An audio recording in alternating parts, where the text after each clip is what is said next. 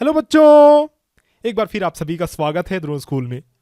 आज के इस वीडियो में मैं आपको बताऊंगा कि जवाहर नवोदय विद्यालय सिलेक्शन टेस्ट यानी JNVEST 2021 Jawahar Navodaya Vidyalaya selection test 2021 में क्लास 6 के लिए जो आप एग्जाम देने जा रहे हो, जो कि है 10 अप्रैल को। 10 अप्रैल को आपका एग्जाम है, पता है ना। 10 अप्रैल को एग्जाम है क्लास 6 का नवोदय विद्यालय का एंट्रेंस एग्जाम। तो जो आप टेस्ट देने जा रहे हो उसमें आपको कम से कम कितने नंबर लाने पड़ेंगे ताकि आप एग्जाम को क्लियर कर पाओ, है ना। उसके पहले मैं आपको बताऊं कि हमारा एक ऐप जो कि नवोदय विद्यालय का ही प्रिपरेशन कराता है आपको, हमारा एक ऐप प्ले स्टोर पे उपलब्ध है। द्रोण स्कूल करके आप सर्च करोगे, DRONSCHOOL द्रोण स्कूल करके आप प्ले स्टोर पे सर्च करोगे तो पहले ही हमारी ऐप पहले ही लिस्टिंग में आ जाएगी।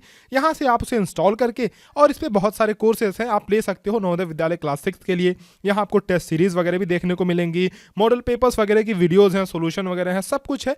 तो आप यहाँ से ले सकते हो। देखो ये इस तरह का कुछ इंटरफेस आपको दिखेगा। यहाँ पे आप देखो कि हिंदी मीडियम के लिए भी कोर्सेज हैं, इंग्लिश मीडियम के लिए कोर्सेज हैं, मॉडल पेपर्स वगैरह भी हैं।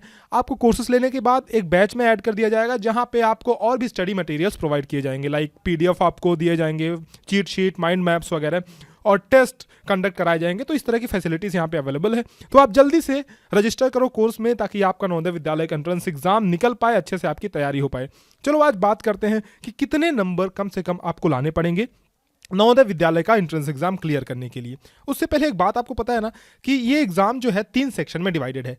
पहला है मेंटल एबिलिटी यानी मानसिक योग्यता। सेकेंड वन इज क्या है, मैथमेटिक्स यानी अरिथमेटिक वाला सेक्शन आता है केवल मैथ्स के अंदर में, जो कि है अंक गणित।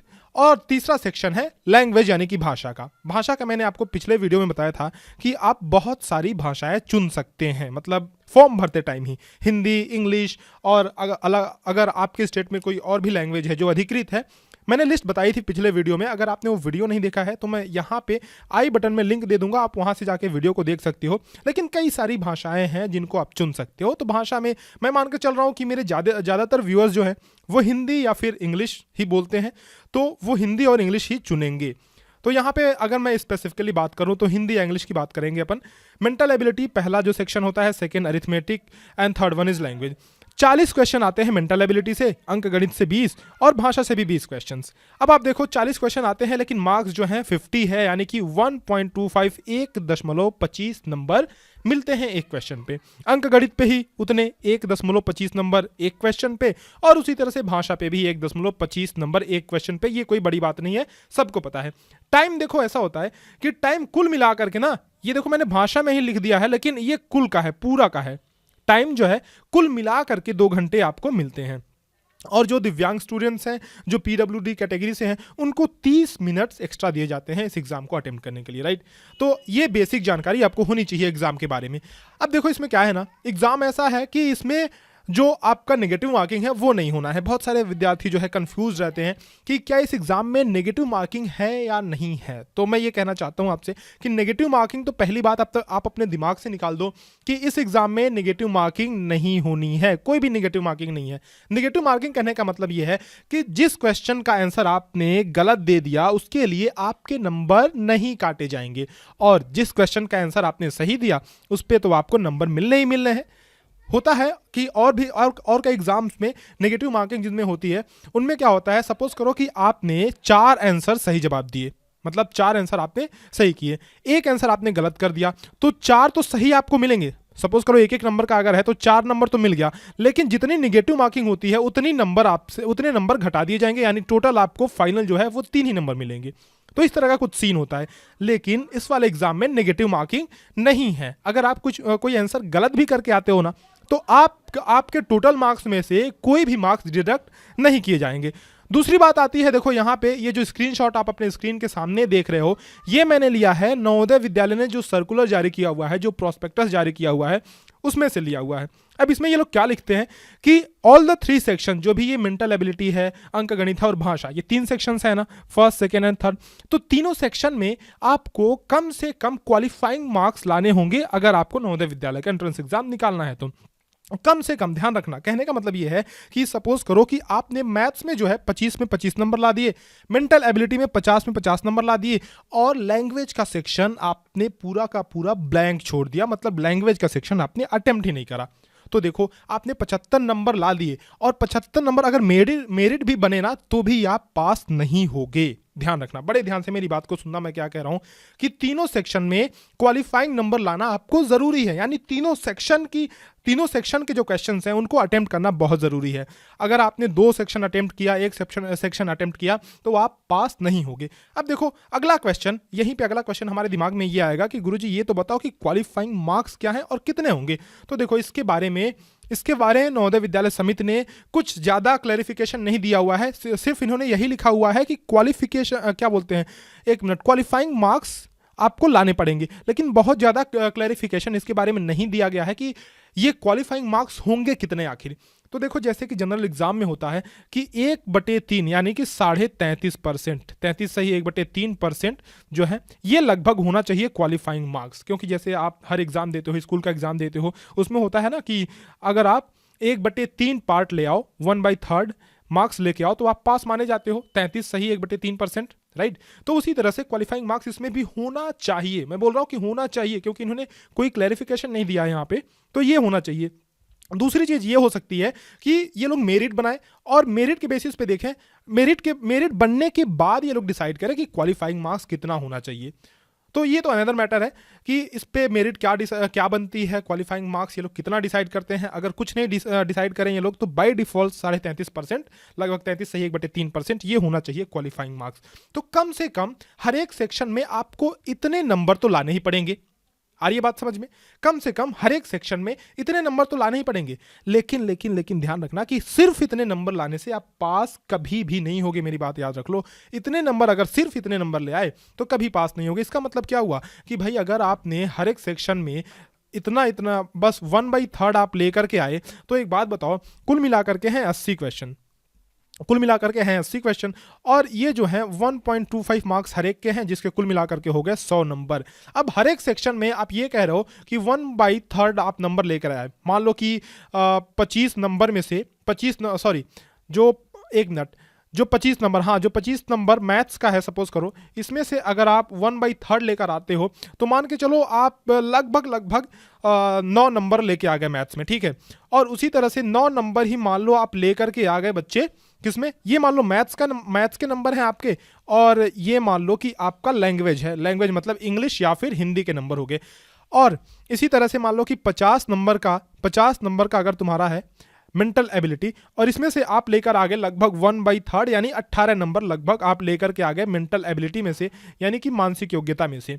तो कुल मिलाकर के कितने नंबर हुए आपके? 9, 18 और 18 36 नंबर, कुल मिला के 36 नंबर हुए। अगर आप मिनिमम मार्क्स लाते हो तो कुल मिला के 36 नंबर हुए। और ये 36 नंबर में से चाहे आप किसी भी कैटेगरी के हो, देखो मैं आगे वीडियो में बताऊंगा कि कैटेगरी पे भी ये चीज़ें डिपेंड करती हैं, क्योंकि नवोदय विद्यालय के एंट्रेंस टेस्ट में जो है रिजर्वेशन है। अब रिजर्वेशन किस बेसिस पे है, वो भी 2-3 तरह के बेसिस पे है, तो वो मैं आपको बताऊंगा। लेकिन सबसे पहले तो आप ये जानो कि चाहे आप किसी भी कैटेगरी से हो, चाहे आप SC से हो, ST से हो, OBC से हो, गर्ल्स या बॉय, किसी भी कैटेगरी से हो, लेकिन 36 नंबर पे तो आपका सिलेक्शन नहीं होना है। ये बात गांठ बांध लो कि 36 नंबर पे सिलेक्शन तो नहीं होगा। देखो बात ध्यान देना। अब चलो, वीडियो अभी खत्म नहीं हुई, अब वीडियो स्टार्ट हो रही है, देखना। क्योंकि अगला खेल तो ये है कि जो रिजर्वेशन है ना, एग्जाम में जो रिजर्वेशन है वो बहुत इंपॉर्टेंट रोल प्ले करता है इसमें, क्योंकि अलग अलग कैटेगरी को अलग अलग तरीके से रिजर्वेशन दिया गया है। अब देखो वो रिजर्वेशन है कितना, और हर एक रिजर्वेशन के आधार पे हर एक कैटेगरी के बच्चों को अलग अलग नंबर लाने पड़ते हैं पास होने के लिए। रिजर्वेशन देखो 2-3 तरह से इसमें दिया जाता है, जो कि मैंने यहाँ पे बड़े ही अच्छे से डायग्राम से आपको समझा रखा है। देखो आरक्षण सबसे पहले तो लागू होता है जात मतलब कैटेगरी के आधार पर, जैसे SC ST OBC के आधार पर लागू होता है। तो देखो यहाँ पे क्या है ना कि SC को जो रिजर्वेशन मिलता है वो है 15%, SC को, ST को 7.5% और OBC को 27%। लेकिन ध्यान रखना, यहाँ पे एक ट्रिक है छोटी सी, कि SC और ST का जो रिजर्वेशन है वो दोनों मिला करके 50% तक हो सकता है। यानी ये जो रिजर्वेशन मैंने बताया ना यहाँ पे, ये कम से कम रिजर्वेशन है, यानी मिनिमम रिजर्वेशन इतना तो उन्हें मिलेगा ही मिलेगा, कम से कम। मैं बता रहा हूं कि ये कम से कम है, यानी कम से कम SC को 15% और ST को कम से कम 7.5% मिलेगा। बाकी अगर उनकी पॉपुलेशन जो है किसी डिस्ट्रिक्ट में ज्यादा है, तो ये दोनों मिला करके, SC और ST मिला करके, उनका रिजर्वेशन जो है वो 50% तक हो सकता है। ठीक है, आई बात समझ में? क्लियर है बात? OBC को 27% का रिजर्वेशन मिलता है। इसमें बहुत सीधी सी बात है, ठीक, तो ये हो गई, ये तो रिजर्वेशन की बात हमने कर ली किसके आधार पे, ये रिजर्वेशन की बात हमने कर ली कैटेगरी के आधार पे। और बाकी इसके अलावा भी और रिजर्वेशंस होते हैं किस आधार पे, देखो जो ग्रामीण क्षेत्र के बच्चे होते हैं यानी रूरल एरिया के जो बच्चे होते हैं उनके लिए 75% सीटें जो होती हैं वो फिक्स्ड होती हैं। अब कुल मिलाकर के 80 सीटें हैं बच्चे, तो 80 में 75% का मतलब ये हो गया कि 60% सीटें जो होती है, सॉरी 60 सीट्स जो होती हैं वो तो ग्रामीण बच्चों के लिए ही वो फिक्स्ड होती हैं, वो रिजर्व होती हैं। ठीक है, इसका मतलब ये हुआ कि कंपटीशन जो है शहरी बच्चों के लिए वो थोड़ा सा टफ हो जाता है, थोड़ा क्या बहुत ज़्यादा टफ हो जाता है। आप देखो कि 60 सीटें जो है ना वो सिर्फ गांव के बच्चों के लिए है। अब शहरी बच्चों के लिए यानी अर्बन जो स्टूडेंट्स हैं उनके लिए सिर्फ 20 सीटें बची, और ये भी 20 रिजर्व नहीं है, इसमें भी गाँव के बच्चे आ सकते हैं क्योंकि ये ओपन सीट्स हैं। ध्यान, ये कई बार इसमें बच्चे कंफ्यूज कर जाते हैं ना। अगर आप गार्जियन इस वीडियो को देख रहे हैं तो ध्यान से समझिए कि ये आप इस बारे में कंफ्यूज ना होइए कि 20 सीट ये शहरी के लिए, ना ना ना ना, ये 20 सीट जो है वो शहरी के लिए नहीं है, ये तो अनरिजर्व सीट है। मतलब 60 तो पहले ऑक्युपाई कर रखा है ग्रामीण विद्यार्थियों ने, बाकी अगर उसमें से और भी अच्छे नंबर लेकर आते हैं बच्चे तो ये ओपन सीट्स हैं, इसमें भी ग्रामीण और शहरी आ सकते हैं, दोनों आ सकते हैं। लेकिन ग्रामीण वाले में जो ये 60 सीटें रिजर्व्ड है ना, इसमें शहरी बच्चे नहीं जा सकते हैं, तो इसलिए टफ काफ़ी हो जाता है कंपटीशन शहरी बच्चों के लिए। और मैं फिर से एक बार आपको याद दिला दूं कि अगर आप नवोदय विद्यालय की तैयारी कर रहे हैं तो हमने कोर्सेज बहुत वेल डिज़ाइन किए हुए हैं नवोदय विद्यालय के लिए। आप हमारा ऐप इंस्टॉल करके यहाँ से कोर्सेज डाउनलोड कर सकते हैं, इसमें डाउनलोड की भी सुविधा है, ऑफलाइन डाउनलोड करके देख सकते हैं उसमें, या फिर ऑनलाइन भी चला सकते हैं। कोर्सेज में कई तरह की चीज़ें आपको प्रोवाइड की जाएंगी, टेस्ट मटेरियल्स वगैरह हैं, मॉडल पेपर्स हैं, तो कई सारी चीज़ें हैं, आपको जो सही लगे, जहाँ जिस चीज़ की आपको ज़रूरत है आप यहाँ से ले सकते हो द्रोण स्कूल का ऐप इंस्टॉल करके। चलो अगली बात करते हैं हमने अभी तक ये बात की कि रूरल और अर्बन बेसिस पे किस तरह से रिजर्वेशन होता है। अब हम बात करते हैं कि लड़कियों को कितना आरक्षण मिलता है। लड़कियों को देखो 1/3 आरक्षण मिलता है, 1/3 seats are reserve for girls. अब 1/3 कहने का मतलब ये हुआ कि लगभग 27 सीटें जो होती हैं वो लड़कियों के लिए आरक्षित होती हैं। ठीक है, लगभग 27 सीटें ये लड़कियों के लिए आरक्षित होती हैं।